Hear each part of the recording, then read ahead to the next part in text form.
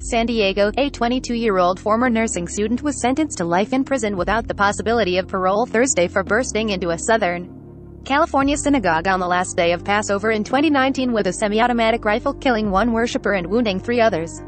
An agreement with prosecutors spared John T. Ernest the death penalty, but the hearing gave victims and families their first opportunity to address the killer directly during victim impact statements in San Diego Superior Court.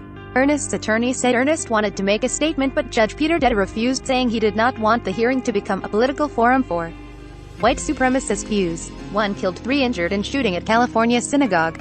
April 27, 201,901-37. I'm not going to let him use this as a platform to add to his celebrity, the judge said.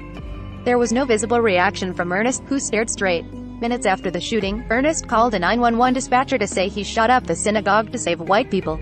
I'm defending our nation against the Jewish people who are trying to destroy all white people, he said. The San Diego man admired the gunman who killed dozens of worshippers at 2 New Zealand mosques shortly before he attacked Chabad of Poway, a synagogue near San Diego, on April 27, 2019. He frequented 8chan, a dark corner of the internet for those disaffected by mainstream social media sites to post extremist, racist and violent views. Ernest legally bought a semi-automatic rifle in San Diego a day before the attack, according to a federal affidavit. He entered the synagogue with 10 bullets loaded and 50 more on his vest, but fled after struggling to reload. Ernest killed 60-year-old Lori Gilbert, who was hit twice as she prayed in the foyer, and wounded an 8-year-old girl, her uncle and Rabbi Yisroel Goldstein, who was leading a service on the major Jewish holiday. Alleged synagogue shooting gunman faces judge. April 30, 201,900-59.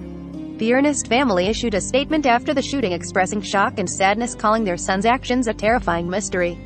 Their son was an accomplished student, athlete and musician who is studying to be a nurse at California State University, San Marcos. Our sadness pales in comparison to the grief and anguish our son has caused for so many innocent people, they wrote. To our great shame, he is now part of the history of evil that has been perpetrated on Jewish people for centuries. Our son's actions were informed by people we do not know, and ideas we do not hold, the family said. Like our 5 other children, he was raised in a family, a faith, and a community that all rejected hate and taught that love must be the motive for everything we do. Ernest also faces sentencing in federal court on December 28. He pleaded guilty to federal charges after the Justice Department said it wouldn't seek the death penalty. Defense attorneys and prosecutors are recommending a life sentence. Breaking news emails. Be the first to know about breaking news and other NBC News reports. Sign up. This site is protected by RECAPTCHA privacy policy terms of service.